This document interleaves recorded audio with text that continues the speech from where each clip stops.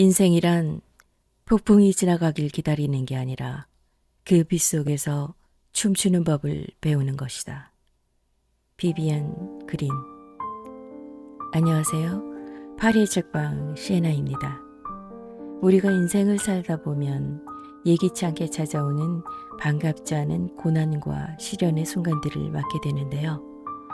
인간으로서 통제할 수 없는 거친 바람과도 같은 고난과 시련에 어떻게 대처하는지에 따라 우리의 삶의 질이 결정되는 것 같습니다. 오늘 저와 함께할 책에서는요, 모진 바람처럼 찾아오는 시련의 순간에도 쉽게 무너지지 않는 마음의 내성과 근력을 키우는 방법들을 제시하고 있습니다. 책 제목은 흔들릴 줄 알아야 부러지지 않는다. 이고 출판사 스몰빅 미디어 도서입니다. 이 책에서 저자는 어차피 통제할 수 없는 바람이라면 그저 바람 따라 유연하게 흔들리기를 권하고 있습니다.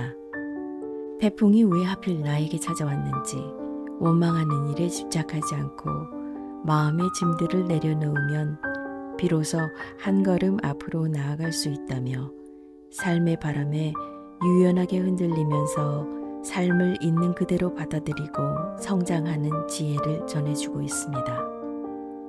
또한 작가는 몰두하고 있는 상황에서 멀어져 내 마음과 행동을 객관적으로 바라보는 연습을 안내하고 있습니다. 또 누구나 공감할 수 있는 소탈한 일상의 경험 속에 마음을 다스리는 핵심 기법을 담고 있어서요. 부담 없이 읽기 좋은 책인 것 같습니다. 이 책은 총 31개의 이야기를 4개의 챕터로 담았는데요.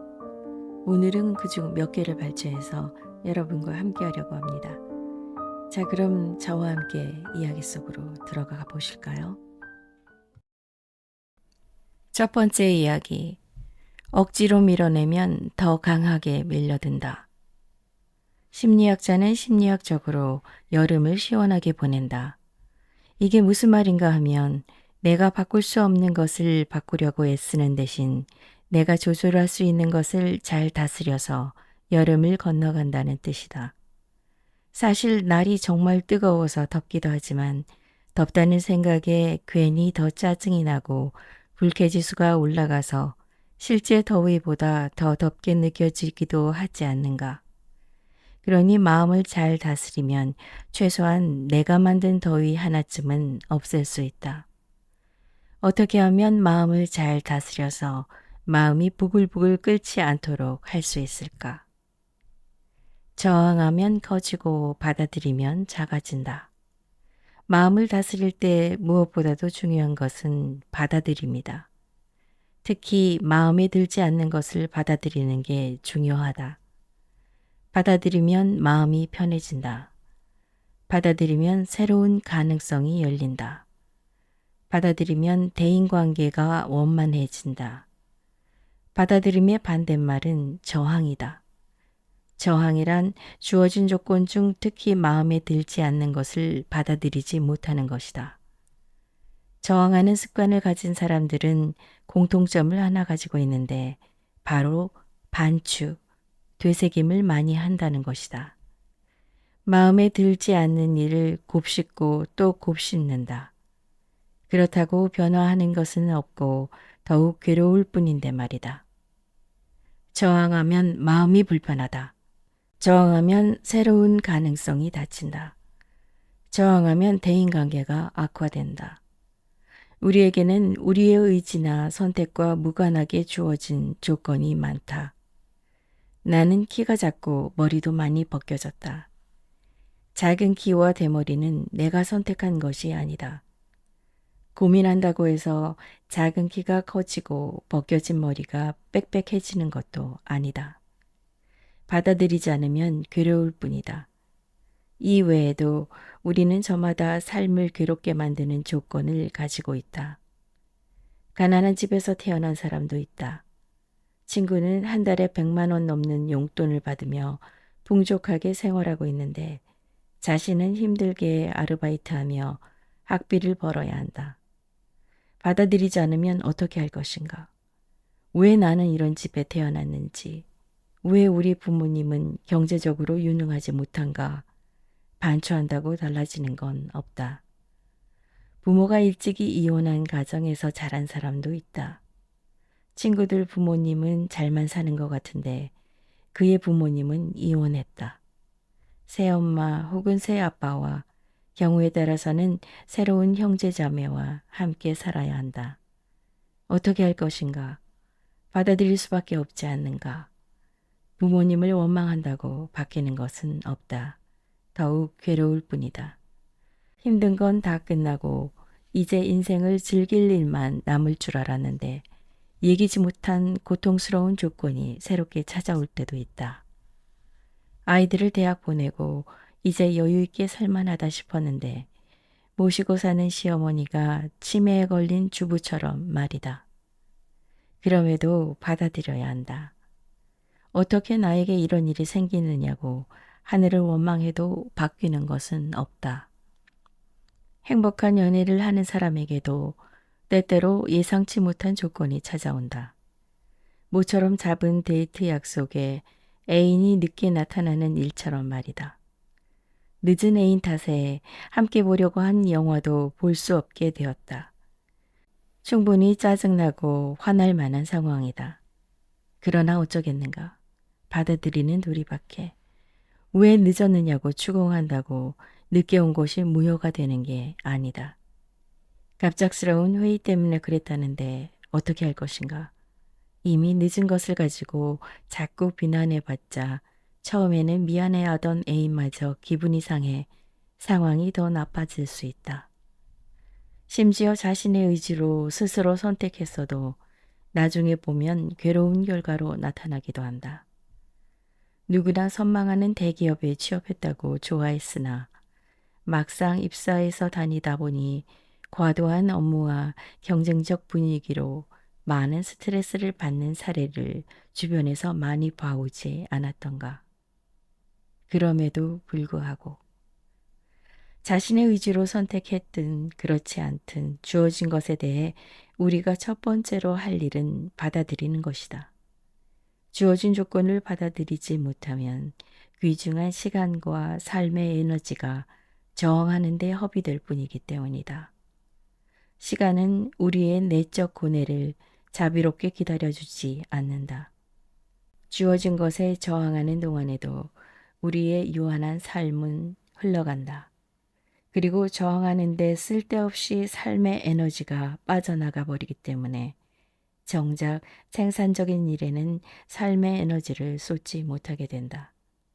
하지만 저항하는 대신 겸허히 받아들이면 우리는 주어진 조건을 객관적으로 볼 수 있게 된다.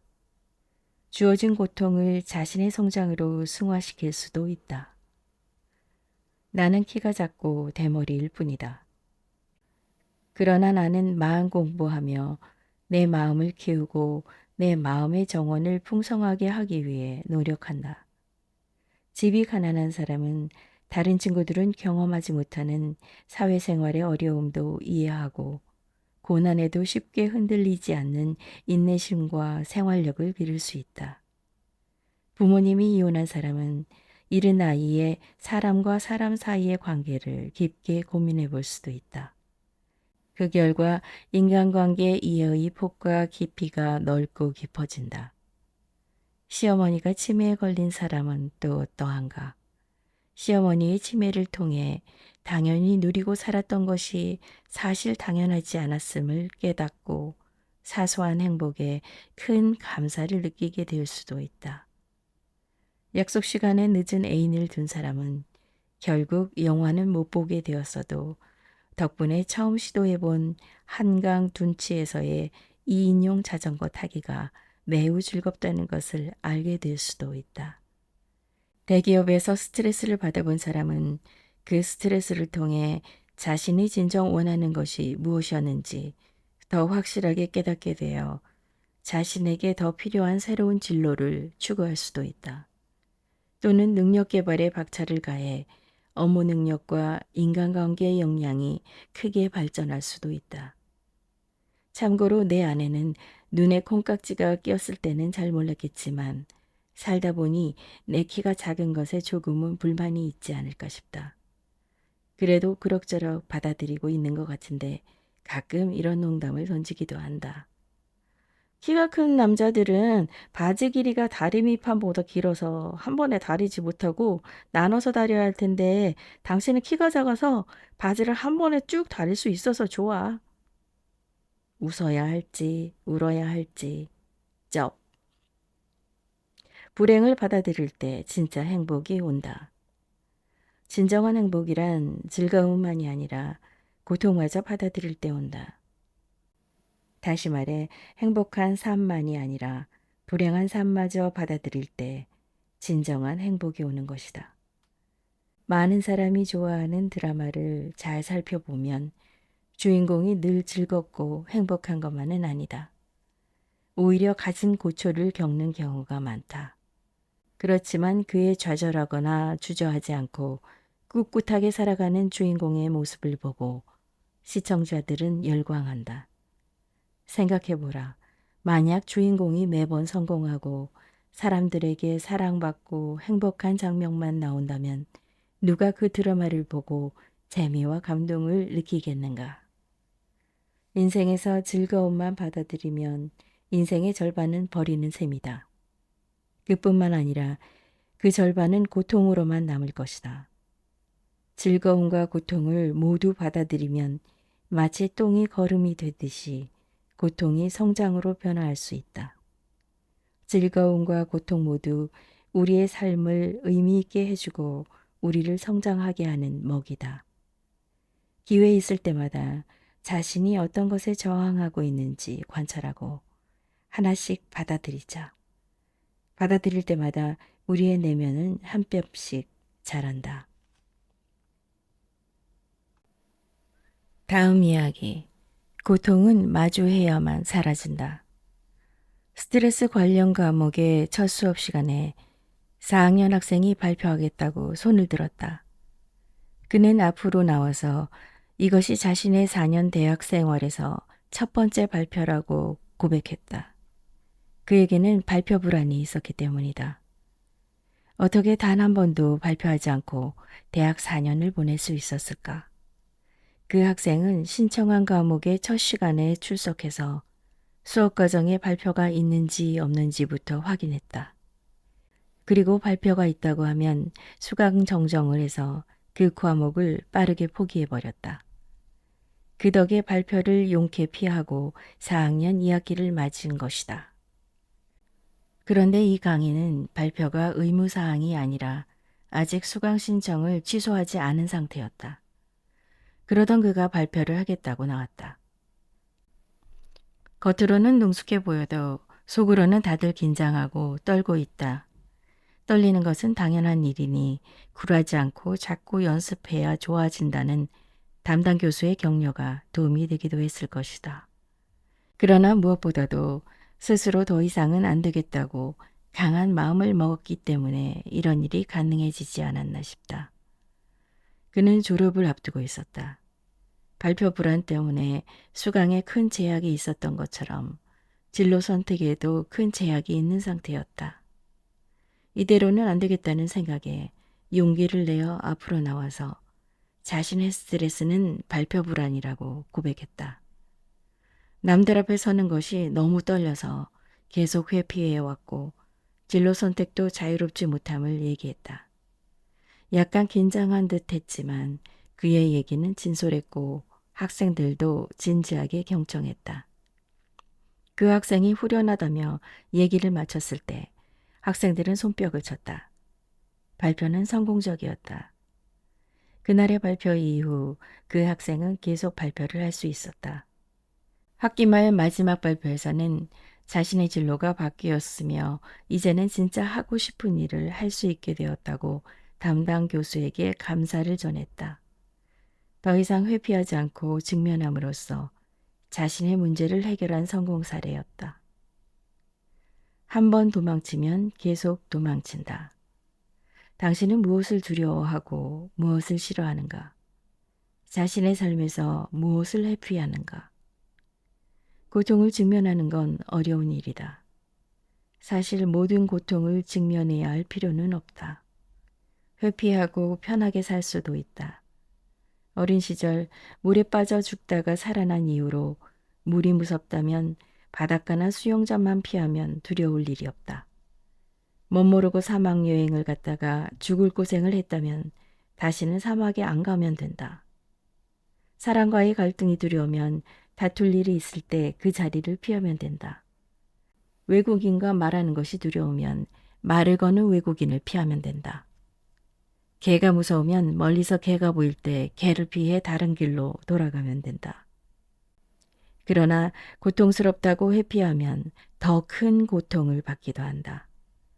높은 곳이 두려우면 높은 곳에 안 가면 되지만 원하는 직장이 고층 건물의 높은 층에 있다면 어찌하겠는가. 시어머니를 만나는 것이 고통스러울 경우 시어머니를 피하면 당장은 편할지 모른다. 그러나 나중에 관계가 악화되어 돌아오는 더 큰 고통을 어떻게 할 것인가. 터널이 무서우면 또 어떻게 하겠는가. 지하철도 못 타고 운전할 때는 목적지에 가기 위해서 온갖 터널을 피해 한참 돌아야 한다.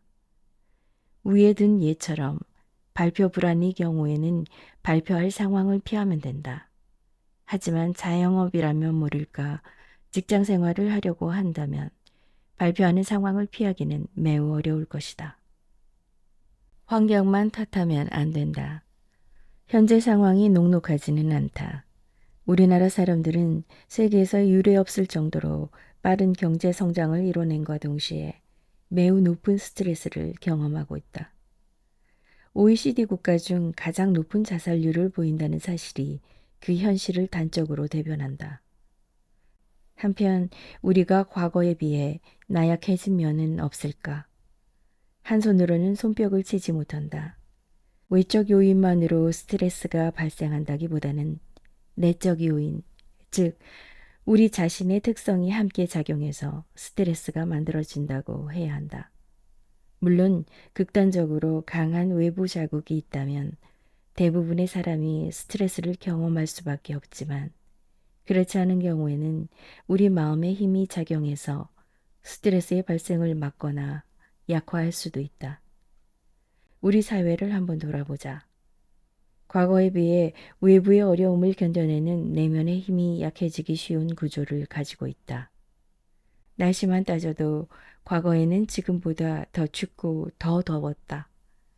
아침에 일어나면 머리맡에 놓아둔 대접에 물이 얼기도 했다. 아무리 추워도 내복바람으로 추운 마당에 나가서 세수해야 했고 볼일을 보려면 마당 한쪽에 난방도 안 되는 변소에서 바지를 내리고 쭈그려 앉아야 했다. 한겨울에도 버스에는 히터가 없었다. 사람이 많아야 따뜻했기 때문에 오히려 마너버스가 좋았다. 한여름에도 에어컨을 찾아보기 어려웠다. 찌는 더운 여름날에도 60명이 넘는 친구들의 체온과 함께 선풍기도 없는 교실에서 공부했다. 편지를 보내면 답장을 받기 위해 일주일은 기다려야 했다. 전화하려고 해도 공중전화 앞에서 길게 줄을 서야 했다. 지금은 지하철 전동차 안뿐만 아니라 지하철을 기다리는 역사에도 에어컨이 나온다. 어느 곳을 가도 냉난방이 구비되어 있고 실내에서 찬물과 더운 물을 사용할 수 있다. 샤워도 매일 할 수 있다. 예전에는 한 달에 한 번 목욕탕에 가서 몸을 씻어도 별로 불편하지 않았지만 요즘은 하루만 샤워를 하지 않아도 견딜 수 없다. 과거에는 부모님께 받은 몸에 칼을 댄다는 것은 있을 수도 없는 일이라 자신의 외모를 운명처럼 받아들였다.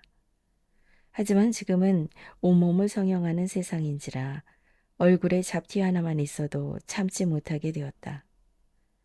예전에는 부친 편지에 답신이 오기까지 한 달 동안 설레며 기다리기도 했지만 지금은 상대에게 보낸 메시지에 당장 답장이 오지 않으면 안절부절 못한다.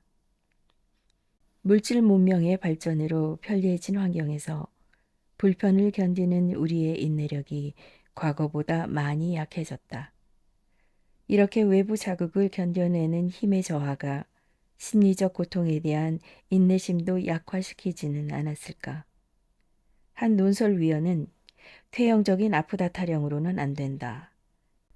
특히 기성세대까지 아프다고 징징대는 풍경은 더욱 꼴보기 싫다며 아픔, 치유, 위로 증후군을 일갈했다. 꽤 오래전부터 일어난 힐링 열풍이 여전히 불고 있다. 서점에서도 힐링 관련 책이 많이 팔리고 힐링 관련 상품 광고와 텔레비전 프로그램을 자주 접할 수 있다. 힘든 사람들을 위로하고 돕는 것은 맞다. 그러나 힐링 추세가 얄팍한 상업주의에 변승하거나 단기적인 대중요법으로 치우쳐서는 안 된다. 사람들의 내면이 강인해지고 인격이 성장하도록 돕는 것이 우선이다. 여기에 내면의 힘을 키우려는 스스로의 노력도 필요하다. 도망치지 말고 직면하라. 여러 해 전부터 마음 챙김을 치료의 한 요소로 포함하는 심리치료가 늘고 있다. 그중 수용 전념 치료 액트는 고통을 피하지 않고 직면하길 강조한다. 고통을 피하지 않고 직면하면 마음에서는 과연 어떤 일이 벌어질까? 다음에 소개할 연구를 통해 이를 짐작해 볼 수 있다. 한 연구에서 술이나 약물 남용으로 기관에 수용된 사람을 대상으로 전통적인 치료와 수용 전념 치료를 실시했다. 그 결과 수치심을 느끼는 정도에서는 수용 전념 치료를 받은 사람들이 더 높은 점수를 보였지만 나중에 기관에 재입원하는 비율은 훨씬 더 낮았다. 수용 전념 치료에서는 고통스러운 감정을 없애려고 하기보다는 있는 그대로 직면하고 받아들이는 연습을 가르치기 때문이었다. 살다 보면 이러저러한 이유로 수치심을 느낄 때가 있다. 그리고 우리는 수치심을 애써 외면하고 회피하는 데 익숙하다. 그러나 수용 전념 치료를 받은 사람들은 수치심을 온전히 받아들였다. 고통스럽더라도 자신의 불완전성을 인정하니 그 후론 오히려 더 단단히 견딜 수 있게 되었다. 더 이상 수치심을 잊기 위해 술이나 약물로 도망갈 필요가 없었다. 일상의 작은 불편부터 회피하지 않고 있는 그대로 직면해 보면 어떨까? 요즘 지하철을 타면 거의 모든 사람이 고개를 숙이고 스마트폰에 빠져 있다. 나름대로 유용한 시간을 보내는 사람도 있겠지만 아무것도 하지 않는 무료함에서 도피하기 위한 목적으로 이용하는 경우도 많을 것이다. 오늘부터라도 잠시 스마트폰을 끄고 마음을 과거나 미래가 아닌 현재에 머물게 하며 또렷이 깨어 있으면 어떨까?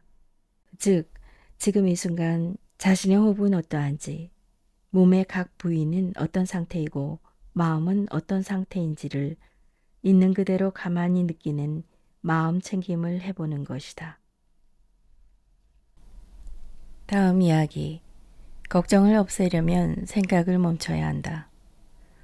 스트레스를 받고 싶은 사람이 어디 있으랴. 하지만 누구나 불가피하게 스트레스를 받으며 산다. 어젯밤 늦게 집에 들어와 잠도 제대로 못 잔 상태에서 아침 일찍 일어나느라 바쁜데 멈춰서 내려오지 않는 엘리베이터 때문에 전철역에서 계단을 거의 다 내려갔는데 문을 닫고 출발하는 전철 때문에 스트레스를 받는다.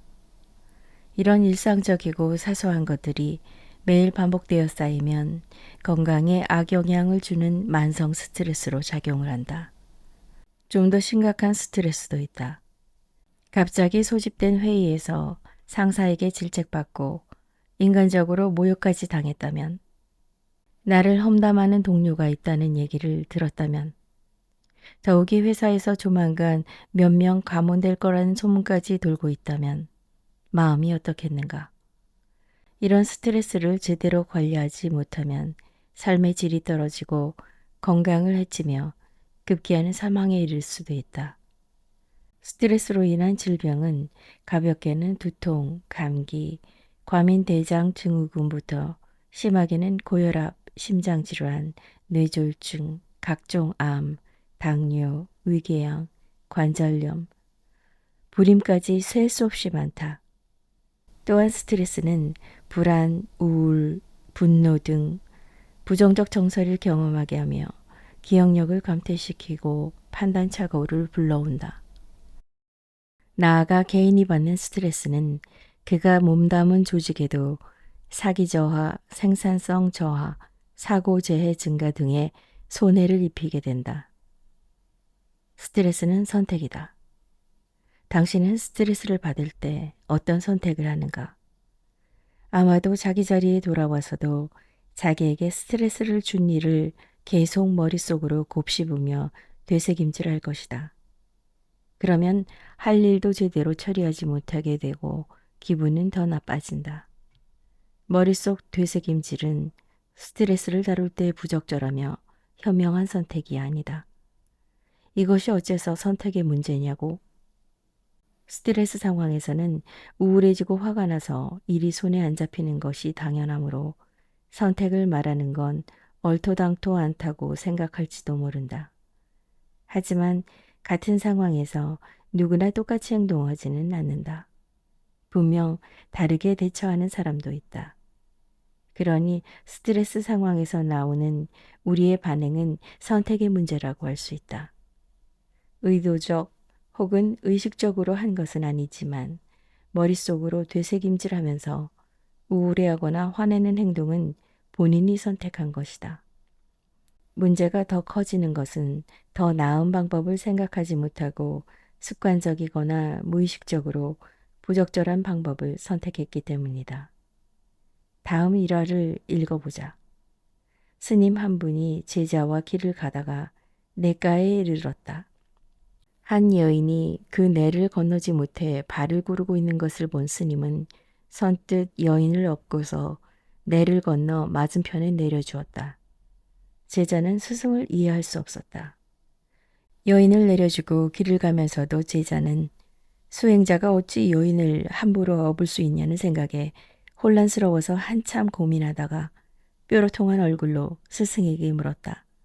스승님, 수행자가 어떻게 여인을 업을 수 있습니까? 정말 이해할 수 없습니다. 그러자 스승이 답했다.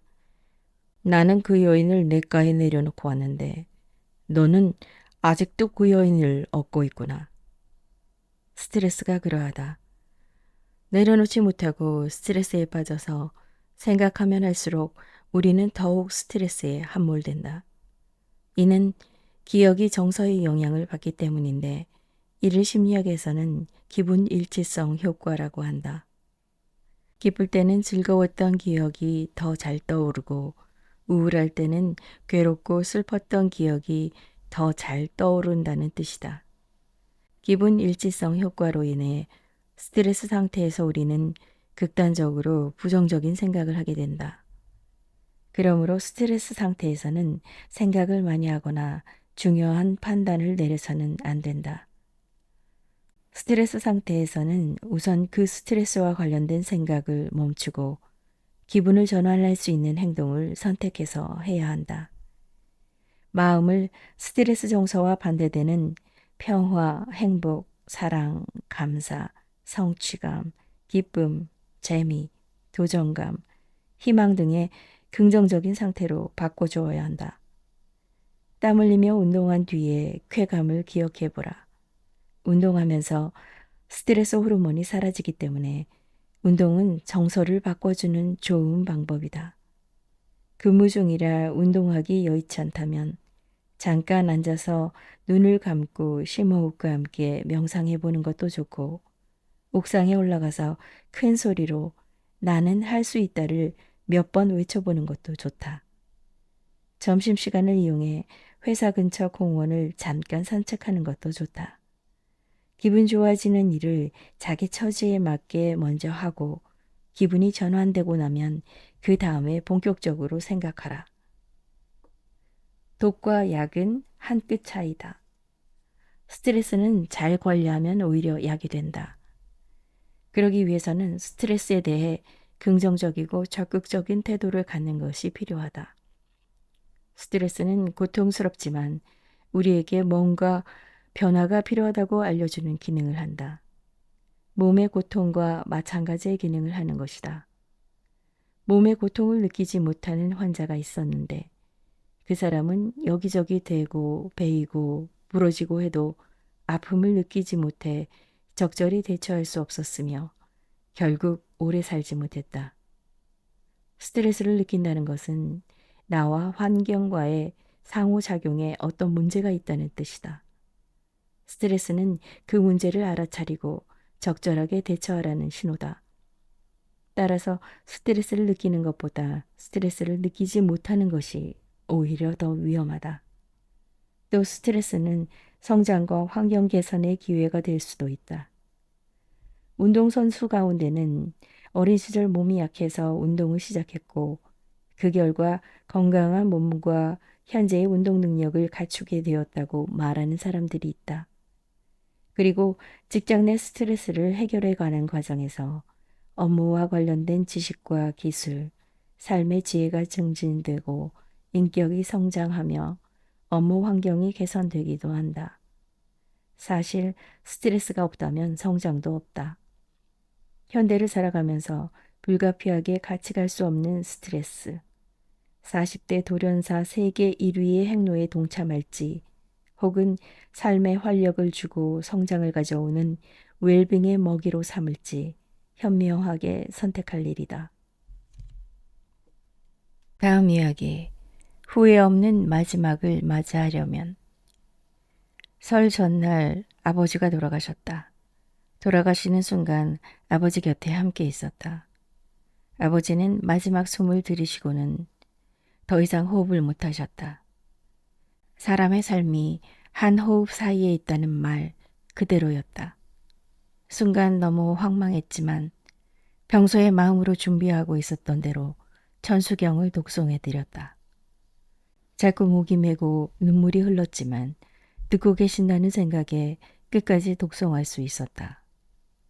마음 불편해 하실 수 있다는 생각에 붙잡고 흔들거나 크게 울지 않았고 다만 잘 사셨다는 말씀, 잘 키워주셔서 감사하다는 말씀, 잘 살겠다는 다짐만을 흐르는 눈물과 함께 반복해서 드렸다.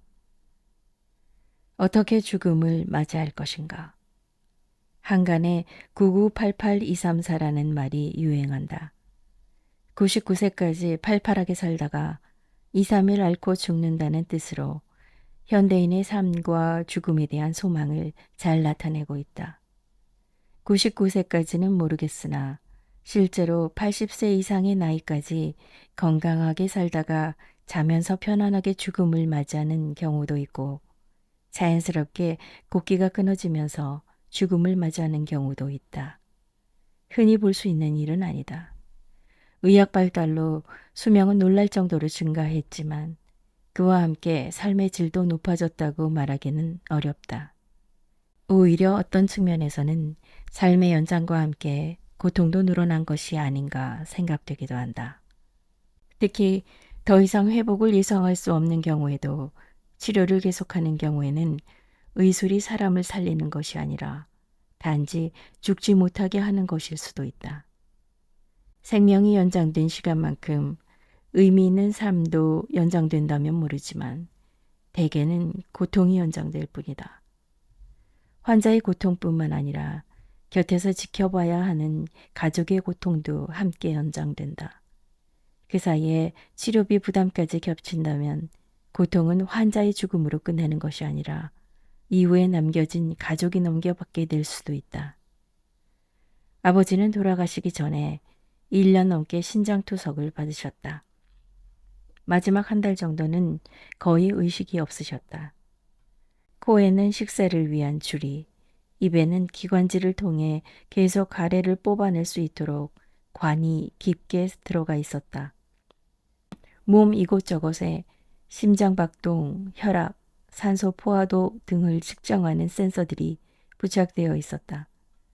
지금 돌아보면 의식이 거의 없고 회복될 수 없어 보였을 때 약물 투여 등 처치도 중단하고 줄관, 주사바늘, 센서와 같은 부착물을 모두 떼고서 편하게 보내드려야 하지 않았나 하는 생각이 들지만 과연 누가 그런 결정을 할 수 있었겠는가.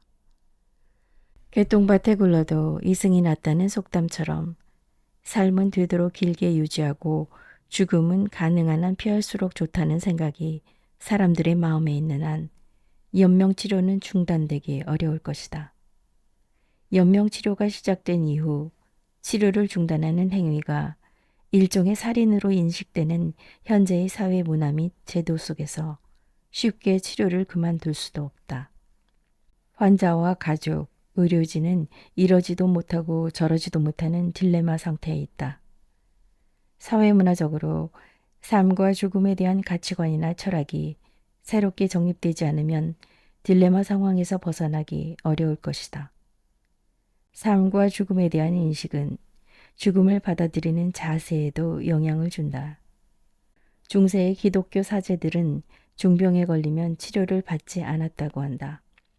치료를 받는다는 것이 현재의 세상보다 더 좋은 하늘나라로 오라는 하느님의 부름을 따르지 않는 불경스러운 행동이라고 생각했기 때문이다. 중국 사상가 장자는 아내가 죽었을 때 물동이를 두드리며 노래를 불렀다고 한다. 친구가 의아해하며 이유를 묻자 장자는 추나추동 계절의 순환처럼 사람도 자연의 한 부분으로 변화 속에 있으니 아내는 자연 속으로 돌아가 편히 쉬고 있다고 답했다 한다. 우리는 죽음을 둘러싼 사회의 인식 변화만 마냥 기다릴 것이 아니라 스스로 삶과 죽음에 대한 가치관을 정립할 필요가 있다.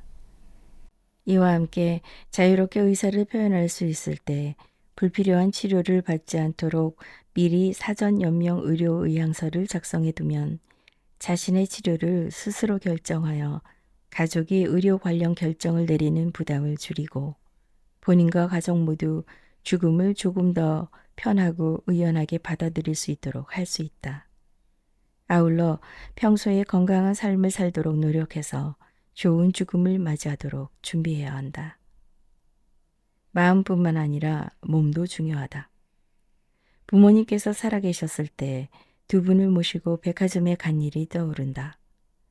부모님과 함께 백화점 식당에서 식사한 후 아내와 어머니는 잠시 쇼핑을 가고 나와 아들은 아버지와 함께 카페에 갔다. 아들은 아이스크림을 먹고 나와 아버지는 커피를 시켜 마시고 있었다. 아버지께 좀 더 재미있고 건강하게 사시라는 의미로 뭐 배워보고 싶지 않으세요? 라고 물었다. 아버지는 고개를 가로저으셨다. 내가 그래도 뭔가 재밌는 일을 하면 건강에도 좋잖아요. 라고 재차 권하자 아버지는 공상하지 않으면 오래 살아. 라고 말씀하셨다. 아버지가 이런 말씀을 하시다니 순간 동공이 커지고 귀가 번쩍 뛰었다. 당시 내가 얻은 통찰인 생각을 쏙 빼면 마음의 평화를 경험한다와 일치하는 말씀을 하셨기 때문이다. 아울러 상담 심리학의 원로인 윤호균 교수께서 평소의 심리장애의 원인으로 공상을 지목했던 것도 떠올랐다. 아버지는 공상하지 않고 잠 잘 자면 건강하다고 말씀하셨다. 사업하던 시절에도 이런저런 생각을 많이 해서 당신을 스트레스 받게 하지는 않으셨다고 하셨다. 말이 쉽지 생각을 끊는다는 것이 쉬운 일은 아니지 않는가. 그래서 어떻게 그런 생각을 하게 되셨는지, 어떻게 생각을 끊는지 등을 여쭤봤지만 그냥 안 하지 라는 말씀 외에 시원한 대답을 듣지는 못했다. 사실 나에게 물어봤어도 그랬을 것이다. 그게 어디 말로 쉽게 설명이 되는가. 자전거 잘 타는 사람에게 물어보라. 자전거 어떻게 그렇게 잘 타느냐고. 그냥 핸들 잡고 페달 굴리면 된다는 말밖에 더 돌아오겠는가. 그러나 지금 와서 돌아보면 아쉬운 점이 있다. 아버지는 친구들과 만나서 약주 드시는 것은 좋아하되 운동은 별로 하지 않으셨다. 비록 공상하지 않으면 마음이 평화로워지고 오래 사는 것은 사실이지만 약주를 줄이고 재미있는 것도 배우고 운동도 함께 했다면 더 좋았겠다는 생각이 든다. 아무리 좋은 방법이라 해도 그것 하나만으로는 부족하며 다른 것과 함께 조화를 이루는 것이 중요하다.